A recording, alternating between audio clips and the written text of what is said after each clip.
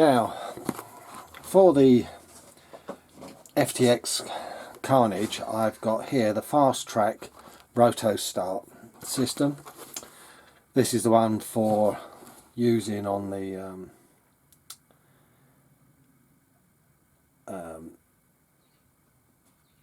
these 0.18 engines.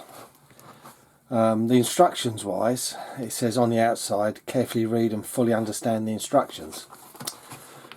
But all the instructions is simply remove your pull start from your engine and replace with supplied Roto Start backplate. Insert battery in the hand starter and place the drive coupling in the drive cup, press start button so it starts it easier without all the pulling, which does. It's alright, but after a point the hand does get really sore. So this is, it says it's designed to fit 38mm from top right to bottom left corners, 27 top right to bottom right on the screw holes, and it's a 12mm hex on the one-way bearing. Now the thing is, you get the Roto Start. There's the shaft with the standard sort of dog bone bit on the end. Push button on top. But other than those fitting instructions, it says just swap over. There is a diagram, and all this diagram is for is repairing the starter assembly. You can buy all the parts and repair it if required, and you can get the gears with ease and bits like that, so it is serviceable, but I would expect it to last a while because it's not going to have excessively that much use unless you had an engine that really kicked back. Now here is the Roto Start unit, the back plate, and the thing is, how does it go together? Yes, it goes on the back. As it's a square, the holes, it's whatever orientation you want it, whether you want it low or high. Well, I'll probably do it upper left. But it's when you get to the bits. There's 4 screws. You only need 3 because there's 3 in the back plate. And a spring.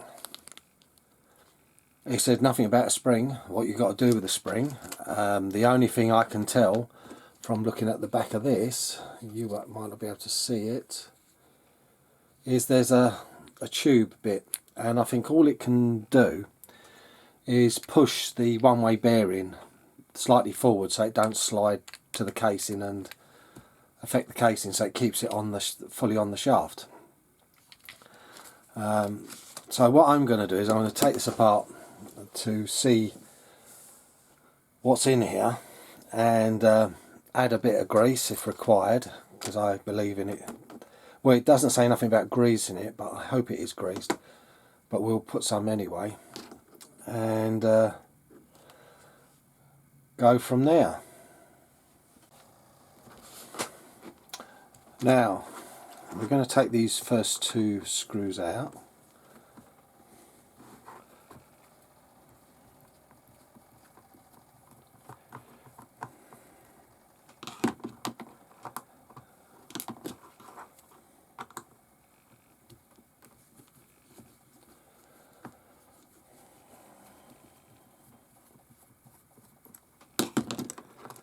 There we go. Now it should pull apart.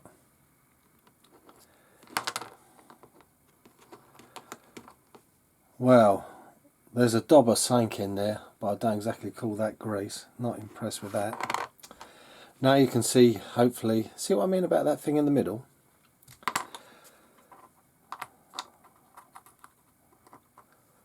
Yeah.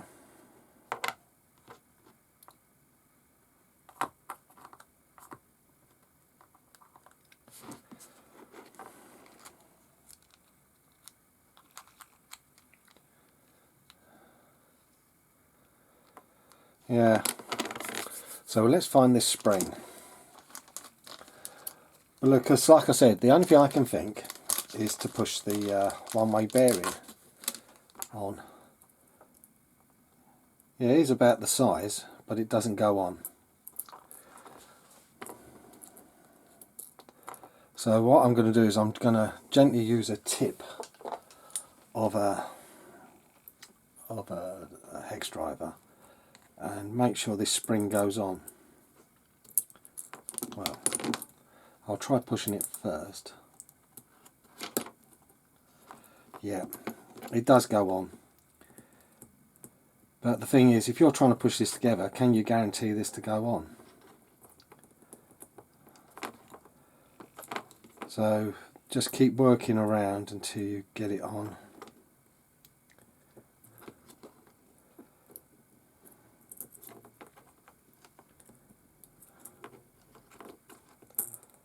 As long as it's on in a few sections.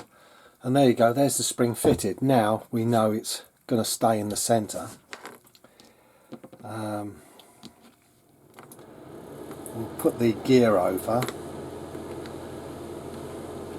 And like I said, I'm a bit disappointed that there's only bushings and not bearings in the Roto Start. So that is a bit of a surprise.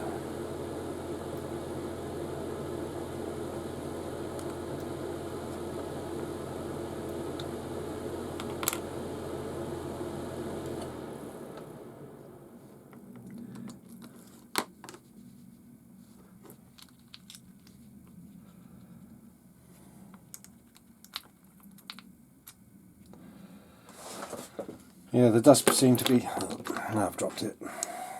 There does seem to be a certain way for it to go together. So,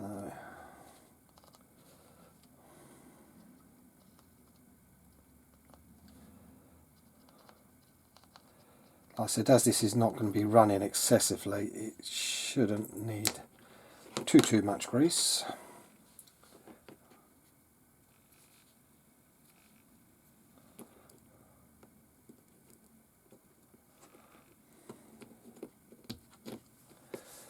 And that's it back together. So now we have it how I want it.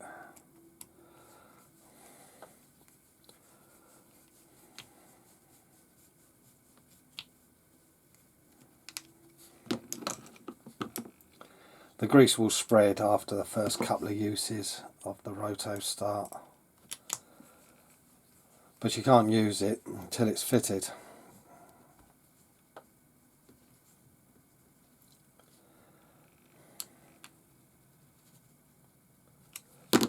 Like I said, I'm making this video because if nobody else has fitted one of these and wonder what the spring's for. But that's good. That's very, very good. Now, as the engine's all set up and everything, I don't want to disturb that at all. So what I'm going to do is cheat a little. I'm going to remove the bolt across the top of the brace. After I've removed this wheel, it definitely wants this wheel off.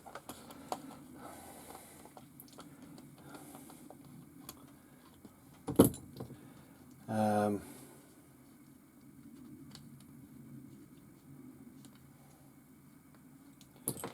I'm going to take the rear end off so I can get to it easy. And I don't think it takes a lot to remove this. But you'll see there's a brace with a bolt. We will take that out.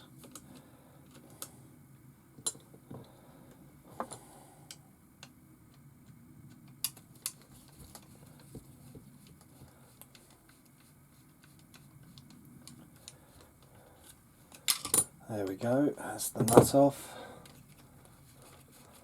The bolt's got to be wound out.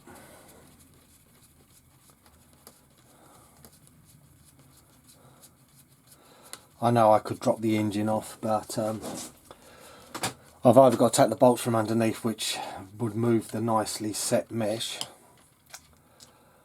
which we don't want to do that at all. Or just take a few screws out. You know, I think it's 4. Yeah, about 4.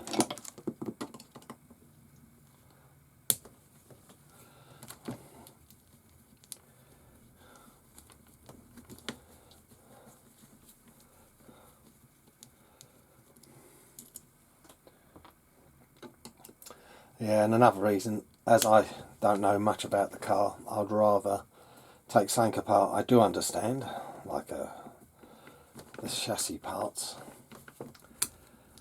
and rather than touch anything important.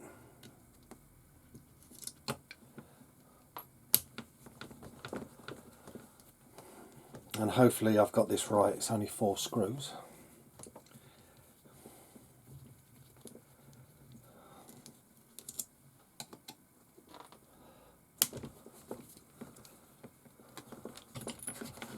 And the way it's moving, I'd say that's a big yes.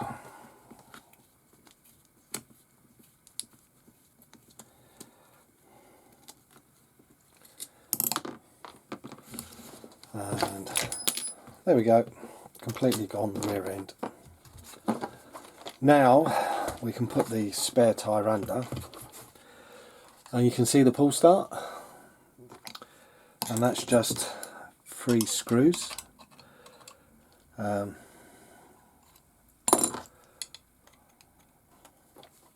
2mm. The good thing is, well,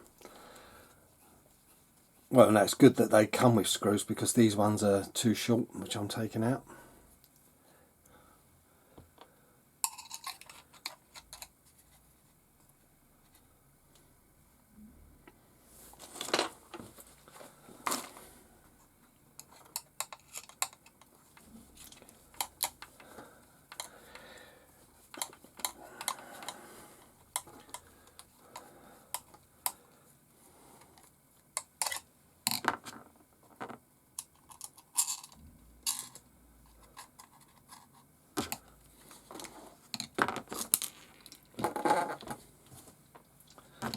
And just one last screw.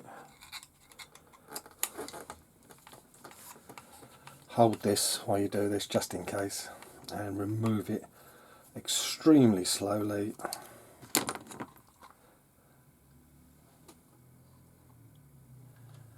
And that way you leave the one-way bearing on, then you haven't got to worry about direction. But I'll check direction, so if you knock this off, right, it free spins to the left. So anti-clockwise, you want free movement, pull clockwise. So when you turn it, the bearing grips. So that's nice and simple. Don't know what that was.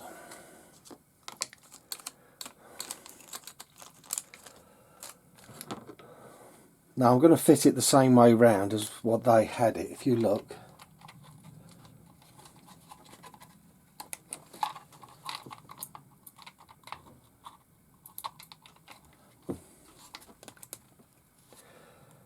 and definitely the spring is pushing back, so the spring does do something. But let's get a little bit of goo.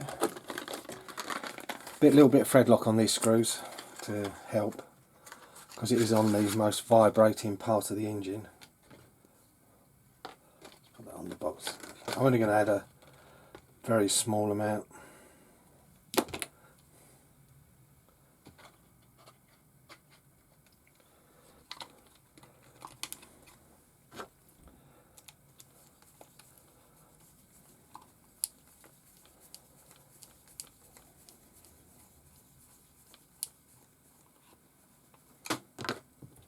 That's one in, but not tightened. Go bottom left.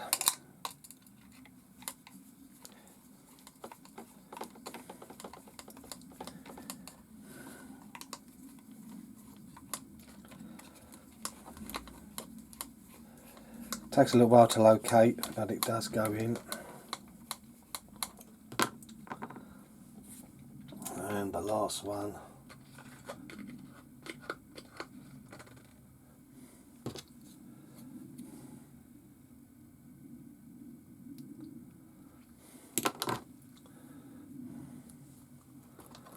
On the bottom right.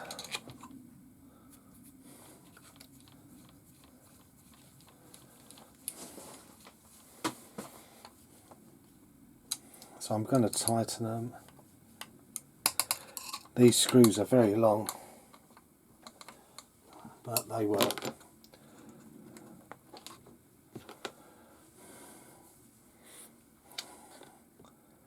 Now we're going to stick a battery in the Roto Start. There's a little door in the back, and it uses Tamiya connector, so I can use one of my Tamiyas.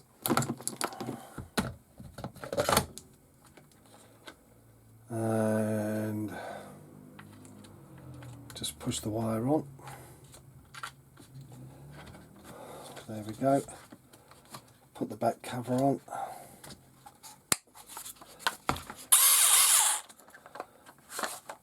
And it turns over. And we'll put it in the back.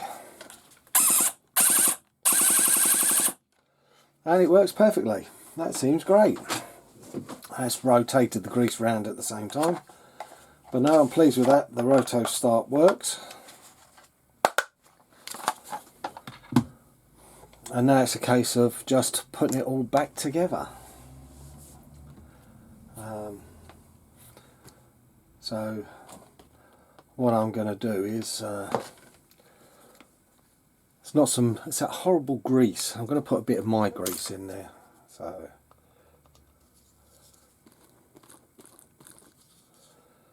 you know, when it has a full service, I'll change it completely over to this nice grease. Now when you put it back together, if you do it this method, remember drive shaft,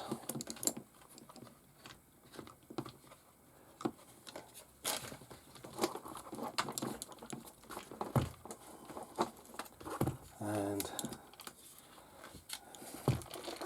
yeah, get it to line up and get a couple of screws in.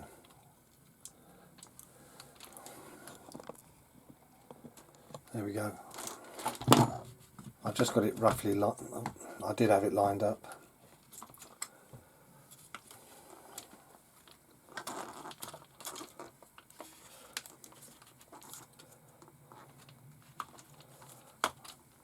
Once it pops into place,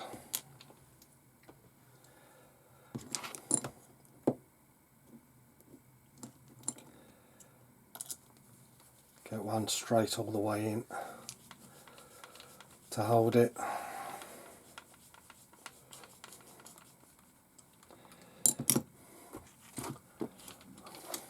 Make sure the drive shaft's in. Yep, that's turning. Then you can flip it and put the rest in.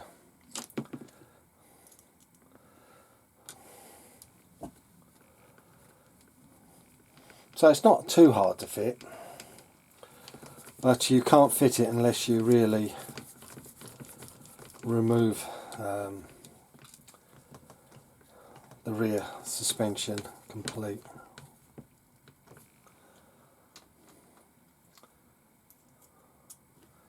And if it makes the job easier, well, do it. It's not hard, is it? But like I said, I've never fitted one of these.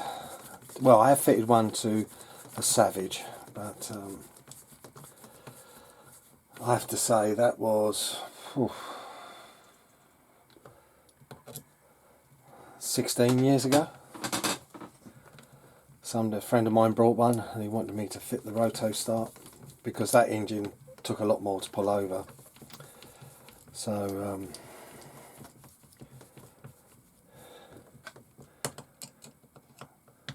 so the Roto Start was fantastic because it just literally spun it over.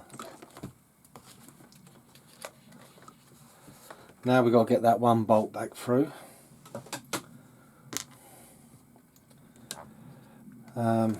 Let's have a look. One thing I'm going to check, that we can get onto the Roto Start.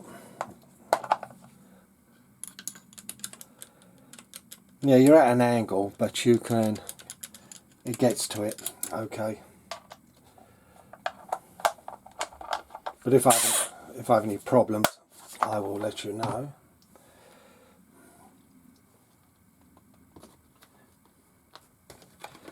Let's get this one bolt through.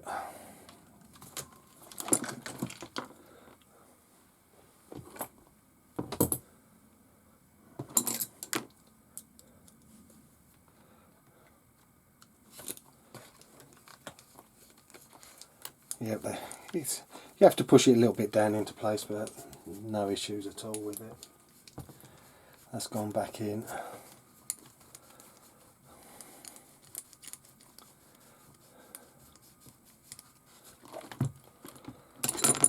I just had the little 3mm lock nut.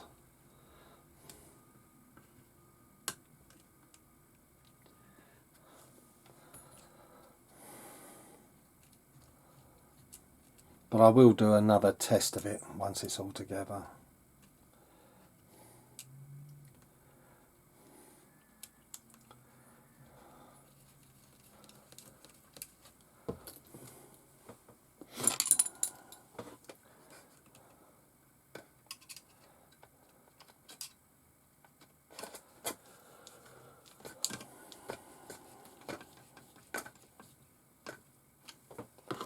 I've done it slightly tighter.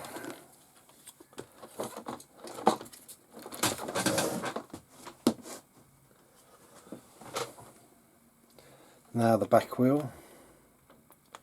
With the back wheel, don't lose that little lock washer.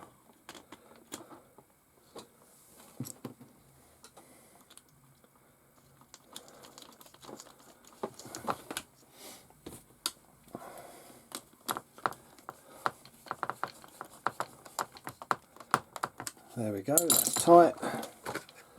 And like I said, one last acid test of this.